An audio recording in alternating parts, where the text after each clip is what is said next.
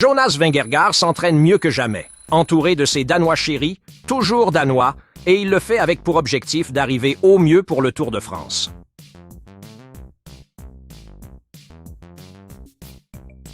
Le PDG de l'équipe Rabobank a été clair et concis. Si notre cher Anchois se présente à Florence au grand départ le 29 juin, c'est qu'il sera prêt à se battre pour le maillot jaune.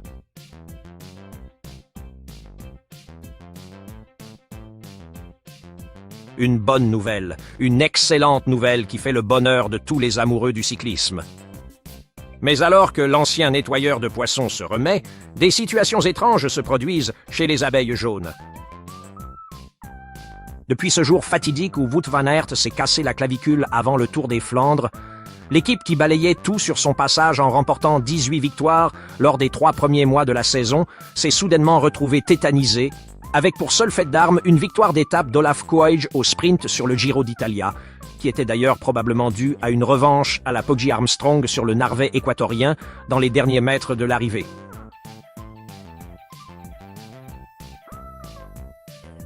Et puis, le lendemain, le sprinter néerlandais polyvalent a abandonné la course à cause d'une maladie dans ce Giro d'Italia, marqué par les maladies qui déciment l'équipe de Richard Plerger.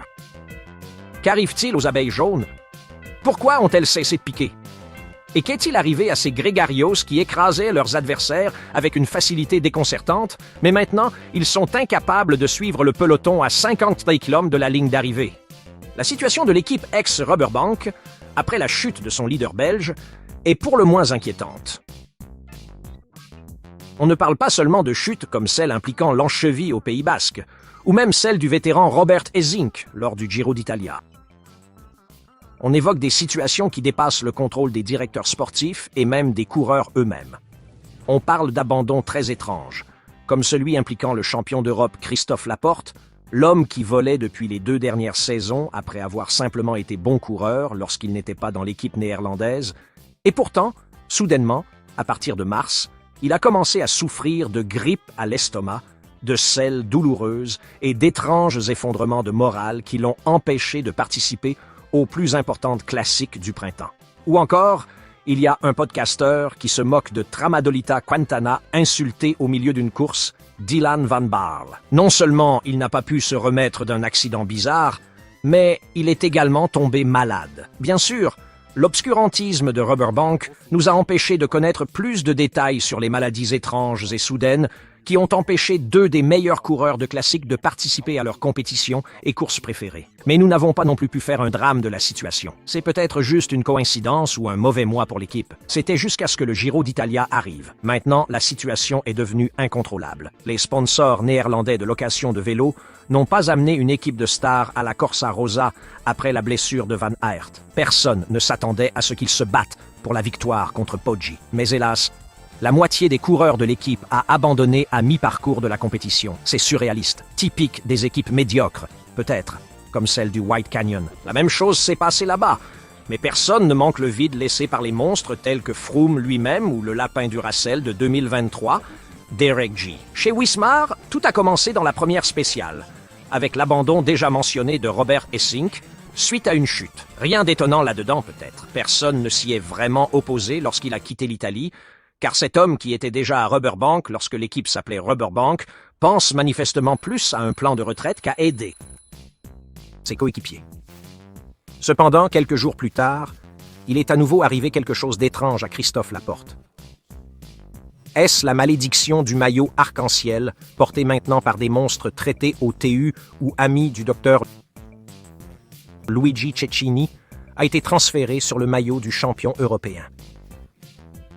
Et la disparition du soutien de l'ami de la chaîne, Bjarne Riis, dans le cas de Giacomo Nizzolo, la quasi-mort de Sonny Colbrelli portant le vêtement qui l'a mené à remporter un Paris-Roubaix, ou l'effondrement total de Laporte, depuis qu'il a mis le drapeau de l'Union européenne sur son maillot. Quoi qu'il en soit, le Français était le centre de tant de caméras après être tombé à un très début de course dans les premières étapes du Giro, puis il a fait une chute à grande vitesse lançant un sprint intermédiaire pour Koij, et cela à cause d'un ponceau. De la malchance, oui, de la malchance. mais le Français est resté dans la course malgré les éraflures et les éruptions cutanées sur sa peau. Il a participé à l'étape Storato ainsi qu'à l'étape du contre-la-montre Miracolbras d'aujourd'hui, mais ensuite, par coïncidence, avant la 9e étape, il a abandonné. La malédiction européenne a fait une nouvelle victime. Ce même jour était le jour de la victoire susmentionnée d'Olav Koy, la première victoire en 6 semaines pour l'équipe qui avait balayé les 3 premiers mois de l'année. Enfin, tout n'était que jubilation et célébration parmi les abeilles jaunes. Non seulement les îles ont remporté leur étape tant attendue, mais ils ont également placé le Néerlandais dans la lutte pour le Maglia Cyclamino, et avec un peu de chance, il pourrait remporter plus de victoires d'étape et même atteindre la finale podium à Rome. Mais ce ne fut pas le cas.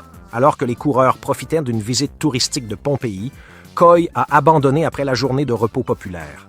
Celui où, historiquement, le docteur Leinders avait dopé des monstres comme le poulet danois ou le fraudeur fiscal russe dans les rangs de l'équipe cycliste du futur Visma Lisa. Immédiatement après avoir gagné, il a eu de la fièvre et a dû abandonner. Et il n'a pas été le seul sprinteur à en souffrir. La même fièvre s'est également emparée de Max Kanter et d'Ethan Vernon. Ces virus damnés qui causent ces maladies maudites. Nous comprenons maintenant pourquoi Poggi se plaint d'avoir le nez bouché. Et puis tout cela juste après avoir passé le contrôle antidopage, après avoir remporté l'étape.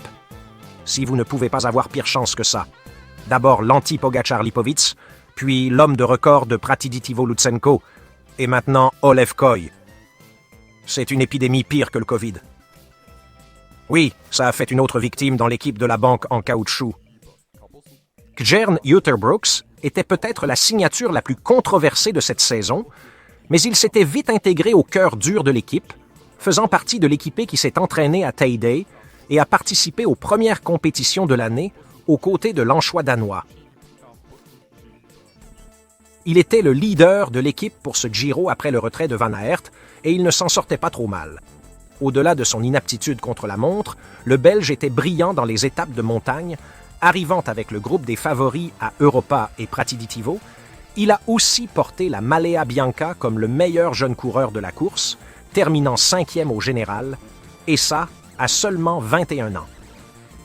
Mais le même jour, la Koy a abandonné, que Gjern a commencé à se sentir malade avec de la toux et de la gêne sur le vélo, perdant quelques mètres d'avance dans le dernier kilomètre de l'ascension vers Boca de la Selva par rapport à un groupe dans lequel Tramador Bodown faisait la énième démonstration de l'équipe Casino Van Rissel cette saison.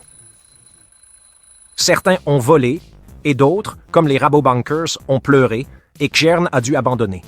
La toux s'était transformée en une énième grippe, la 3e ou la 4e de la saison pour les Néerlandais. Un col de plus ou une étape plus dure et les blanquettes auraient été historiques, mais on sait ce que sont les journées de repos, n'est-ce pas? Jusqu'à présent, le bilan pour les équipiers de Vingegaard après le passage des contrôles antidopage n'a pas été du tout bon.